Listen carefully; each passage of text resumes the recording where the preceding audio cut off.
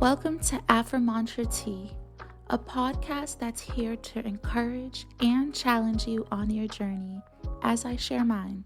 Join me as we speak life onto ourselves while keeping it real about life, healing, dreaming, and so much more. My name's Makeda and I'm your host.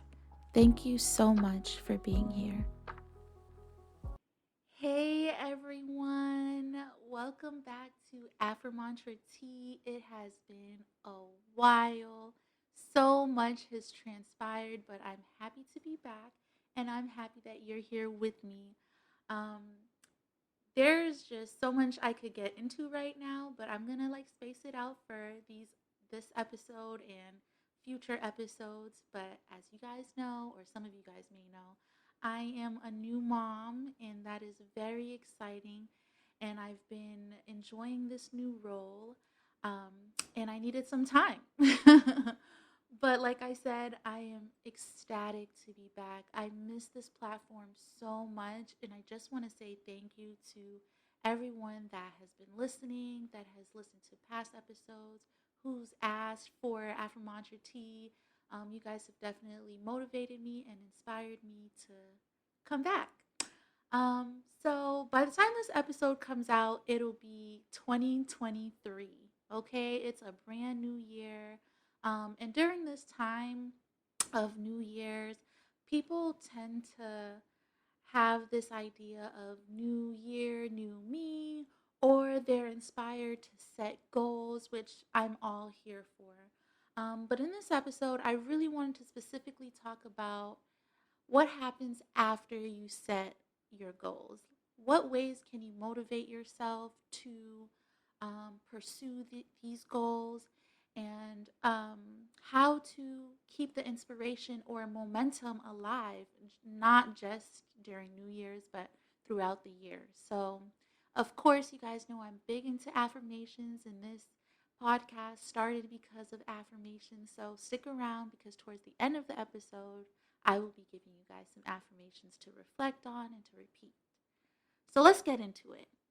So, New Year always brings excitement, always brings forth new energy, and I believe that to be great. I think it's such a motivational time to set your goals, to vision board, to visualize, to connect with people that you'd like to work with in the future. And it's overall an exciting time to start new things. But like I said, in this episode, I'd like to talk about what happens after you set the goal. So let's say you sat down, you wrote down your goals, you wrote down your intentions, you vision boarded. Okay, so what's next, right?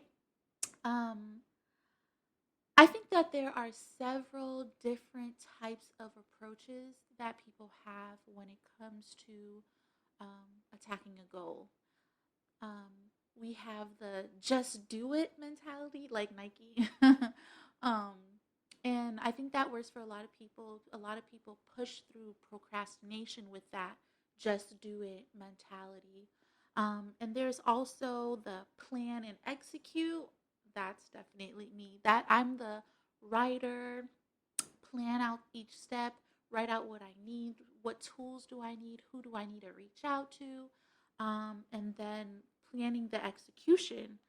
Um, so, whichever way works best for you, I don't think that there's one way to attack um, accomplishing a goal. I just think it's about being real with yourself and identifying what ways work best for you. So if you're a just do it kind of person, again, what does it take to just do it? You still need to prepare, you still need to plot and plan. And either way, you're gonna win, especially if you're someone that could push through the negative self-talk, especially if you're someone that can push through procrastination just by saying, hey, I'm just gonna do it, I'm just gonna do it, I'm gonna focus X amount of time to do X, Y, and Z.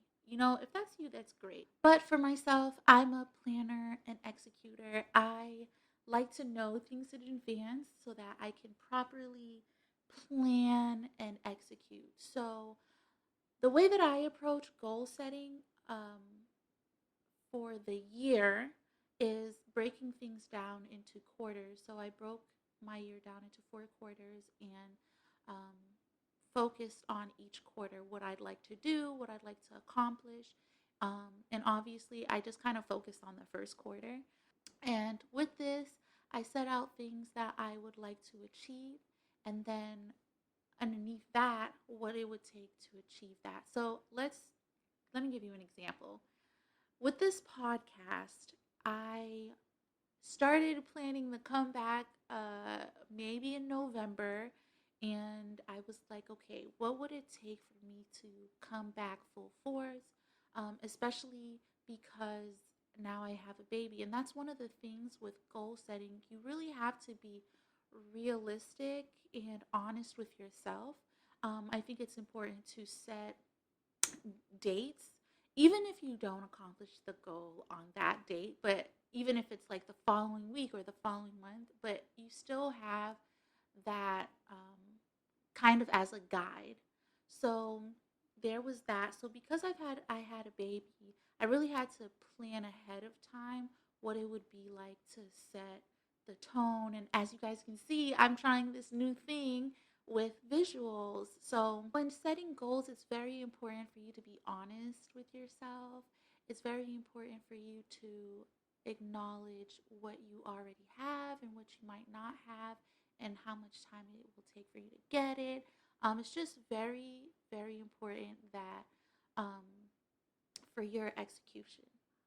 One of the things that I find that's important about achieving a goal is this word momentum. Um, and how I mentioned earlier, a lot of us might lose the momentum when it comes to the goals we set.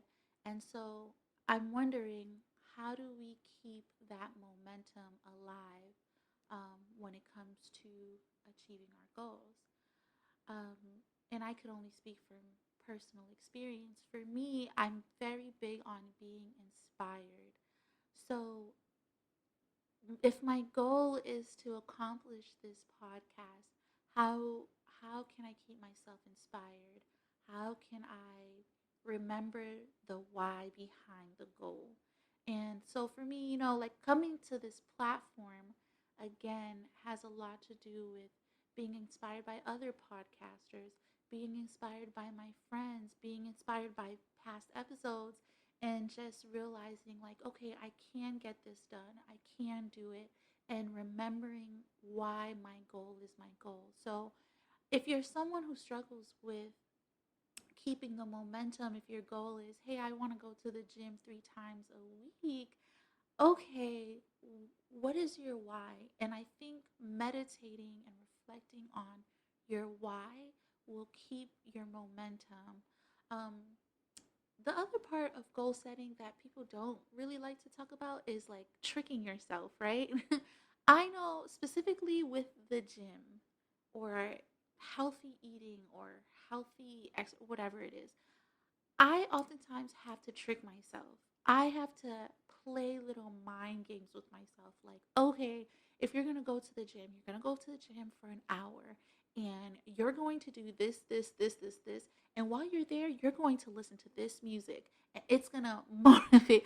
You have to sometimes play games with yourself um, to really get things done. And I think it sounds corny, but I think it works for a lot of people. Um, I know people who put their phone in the bathroom and have their alarms on blast so that way when their alarm goes off, they have to get up. And because they're already up to turn off their alarm, they're already up, so they might as well go to the gym. I mean, hey, whatever works for you, I think that's important to respect. Um, I think a lot of the times when we set goals, there's this pressure to get it done because we don't like the feeling of not getting it done. And I could understand that again because I'm that person too. But I also feel like whatever it is that we're doing, no matter how far along we got to approach it or achieving this goal, I feel like there was lessons in that too. So I have had plenty of goals that have they've fallen through. But because I planned, because I wrote something down, I was able to revisit it and still accomplish that goal. Maybe not the month or the day that I wanted to, but maybe later on. I know when I was doing my poetry book, that was something that happened to me. I wanted it to come out on this day, and then when I got the copy of the book, I was really not happy with it, and then I got in my head, and then I kind of just let it drag out, and then I just let that goal like fall through and did not accomplish it the way that I wanted to. But later on, like maybe like a year later, I'm going through um, my journal, and this is during pandemic, and I'm going through my journal and I'm reading through what I had planned and what I had already started. And I'm re inspired. I'm excited. I'm like, well, that did work. And if I did this differently, maybe I could have done it. And so that opened me up to the possibility again. So sometimes your goal might not be accomplished right then and there, but the idea or the seed was planted, and that was enough. So I guess don't beat yourself up if the goal that you set for yourself isn't accomplished the way or the time that you wanted. Another thing I'd like to highlight when it comes to goal setting and visualizing what you want for yourself in the future is really remembering that small steps are very, very important, and small steps equal success. And I actually feel like we shouldn't measure our goals. I think they should just simply be goals. Whether it be waking up at 8 o'clock in the morning every day, working out every day, um, changing careers by the end of the year, whatever it is, don't measure your goal. It's not too big for you. It's just the right size. Honestly, if you can think it, I believe that it can happen. And sometimes I'm big on words. I think sometimes we get caught up in, oh, this is such a big goal, or or I should be doing this because my biggest goal is this. I think it's important for us to just see our goals as our standards for ourselves. I just think it's important to find ways to alleviate the pressure of setting goals. I think it's important to set goals. I think it's beautiful to set goals.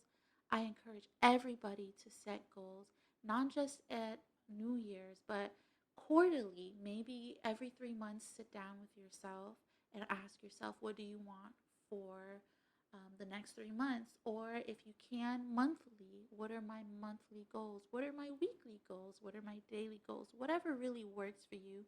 I feel like it's an important thing to do to visualize and to elevate. When we set goals, we are actually challenging ourselves to do better, to be better, to see more, to visualize more, and to live more. Honestly, I remember the very first few episodes of Affirmantra Tea. I was talking about leaving your comfort zone, and I think that's what goal setting does. It's challenging you to reflect on where you are now and move further, elevate, go up. So with all that being said, let's recap. I know I said a lot. First, I'm happy to be back. I'm happy you're here. Thank you so much for tuning in. There are several different ways of achieving a goal. Some people have the just do it mentality where they just push through, push through, push through, push through procrastination, push through self doubt, push through, push through. If that's you, that's great. But it's not quite me. Um, the other method is planning and executing. So that's a lot of writing it down, visualizing, setting dates, um, and writing out what things you might need. So that's another method to setting goals and achieving your goals, right? We talked about keeping the momentum when it comes to achieving your goals and how it's okay to look for inspiration. It's okay to revisit old things to be re inspired to achieving your goals. And most importantly, we talked about small steps equal big results. And we also talked about how it's okay to not achieve a goal when you thought or how you thought. It's just about the effort. It's about where your heart and where your headspace is, and how it's okay to retry and try and try again. It's okay if it takes you a year to get to what you really, really want. Let's wrap up with some affirmations, y'all. I am capable of achieving my goals. I am capable of achieving my goals. I visualize my elevation. I visualize my elevation. I am a magnet for my dreams and my goals. I am a magnet for my dreams and my goals. Thank you so much for tuning in to Affirmantra Tea. Please remember to like, subscribe, and share with your friends and family. If you're watching on YouTube, please remember to click that subscribe button. I am happy to stay connected with you guys, and I'll see you soon. Thank you so much for listening to Affirmantra Tea.